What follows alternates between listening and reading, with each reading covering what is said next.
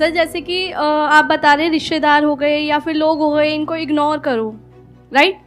But अगर बात हो जीवन साथी की, आप उनके लिए मतलब सब कुछ कर रहे हैं, सब कुछ मतलब कि जैसे कि घर संभालना हो, बच्चे संभालना हो, साथ में उनका फाइनेंशियली भी उनको हेल्प करना हो, बट हम उनसे सिर्फ एक ही चीज़ चाह रहे हैं कि अगर वो हमें थोड़ा सा समय दें, पूछे कि आप कैसे हैं, क्या है, बट वो चीज़ होता नहीं है।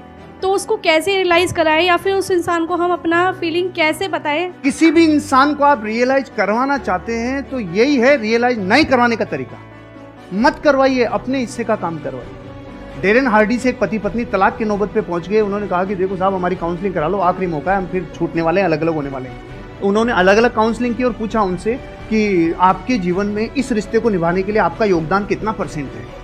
तो पति ने कहा हाँ 50 मेरा है, 50 इसका है। पत्नी ने बोला 50 मेरा, 50 इसका है। उसने कहा बस यही रोग है तुम्हारा कि तुमने 50-50% रिश्ते को बांट रखा है। जिस दिन आप ये कहोगे नहीं, इस रिश्ते को निभाने की जिम्मेदारी मेरी 100% है, उस दिन से आप जीवन में, क्योंकि आप अपने हिस्से का काम करो, उसका नहीं।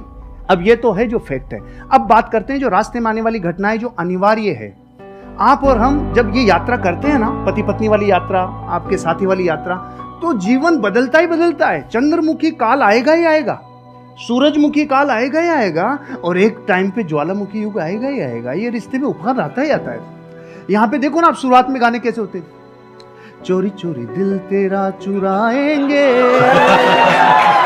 अपना तुझे हम बनाएंगे। सुशीला बैठी है ना इधर, इसलिए मैं ये गाता था, इसलिए बताया ना। अच्छा, आपकी वाइफ भी आई हुई है? सुशीला आई है ना। अरे बिग राउंड ऑफ अप्लॉज। हाँ, नमस्कार जी, नमस्कार। एक बार ये कंप्लीट कर लें, उसके बाद आपसे कुछ बात करूंगा। हाँ, फिर गाने थोड़े दिनों के बाद थोड़ा बदल जाते हैं। जिंदगी में कोई कभी आए ना रखा। बदलते हैं कि नहीं बदलते? बदलाव को स्वीकार करना चाहिए, परिस्थितियों को अपना काम करने देना चाहिए। लेकिन आप जब पूरी ताकत इस पे लगाते हो ना कि सामने वाले को रियलाइज हो, नहीं होगा, फिर हमने उल्टी तरफ रास्ता, उल्टी तरफ अपनी ताकत लगा दी। आप अपने हिस्से का काम करो, एक दिन उसको जरूर समझ में आएगा। अब एक स्पिरिचुअल आंसर भी है। आपको पता है इन रिश्तों में कौन आता है? जिसका पिछला कैरी फॉरवर्ड बाकी हो, पूरा बदला लेगा, पूरा वसूल करेगा जितना बाकी था ना। क्योंकि पिछले बहू में वो पत्नी थे, आप पति थे, तो जितना अब समझ लो आप, मतलब कैरी फॉरवर्ड रिश्तों में आते ही वो है। क्योंकि अब जमाना बदल गया, युद्धों का जमाना नहीं है भाई, अब जमाना बदल गया। तो यहाँ बेरी बन के कई बार रिश्तों में लोग आते हैं जो अनंत काल के लिए आए। इसलिए एक ही रास्ता है, सबसे क्षमा, सबको क्षमा। यही है परस्पर उपग्रह जीवो नाम। थैंक यू जी, बहुत बढ़िया।